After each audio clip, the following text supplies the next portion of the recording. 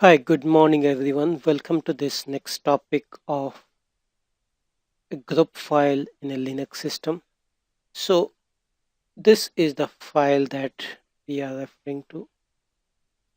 Okay, let's look at what this file is.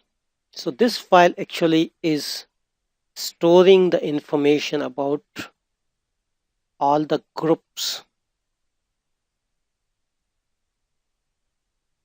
Okay, and list of all groups and its members.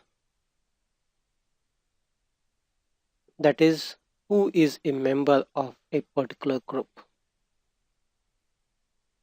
So let's look at the syntax for this and let's see which files, what are these files. So if we read this group like this, you can see this is the syntax for this. Let's take one line for now. Say this is the line we pick up and we paste it here. So now let's look at these values. So the first number that we are seeing here, this number. So this number actually stand for the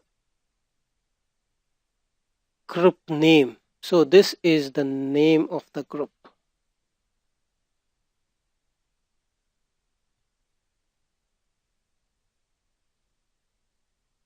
Okay, then there is another field where this is your exclamation mark. This means that it has an encrypted password or a placeholder. Then the most significant or important part for group is this number. This is called the group ID number. Okay, this has great significance in a Linux or a Unix system. And after this, you can see that this is the list of its members. Okay, so here this group has just one member. Let's say if you have more than one number, say you have another member, you have one more member. So we write them like this, that is separated by comma here. So there are four fields. First field is the group name. Then this is for the encrypted password. Then you have the group ID. You have the list of all the members in this group. Same applies for all the entries. So for one group, there will be one entry in this file. And depending on how many groups are there in the system, you will have so many lines.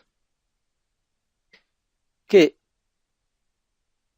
So that is about a group file, but there are few more things which is not required right now, but let me show you what these are. If you do a man group,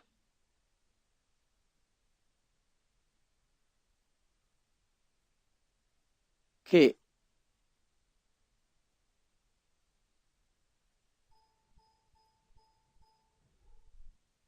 so this is not coming, but what I'm trying to say here is that you can store the information about when you are changing your, when the last change was made, if there are any warning, grace limit, expiration, etc. So all that information can be stored here as well. Okay, but take note of this mandatory information, which is group name. This just, you can just ignore this field. This is about the encryption for password, group ID, and the member of the this particular group. And if you go in a system, if you just type ID, okay, you will find the information about this is your primary group and these are the other groups that you may have. Okay, so you can see this is one example which says that this group has so many members, so all these are member of this group.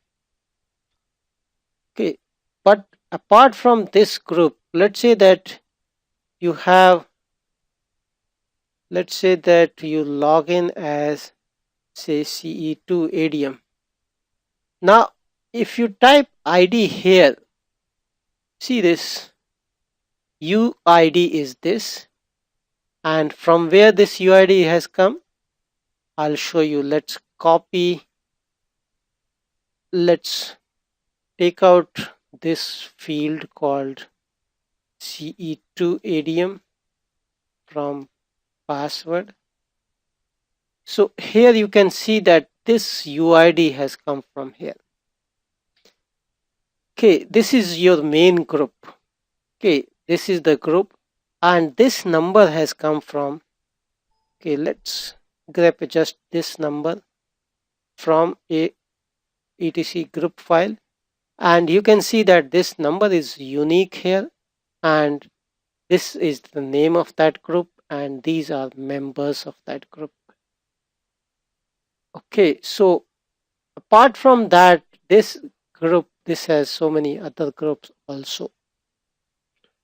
Okay, so it has these many groups, but this is its primary group. Okay, so that is about this particular file, which is the group file. Okay, so let's close this topic here. Thanks for joining and have a nice day. Bye bye.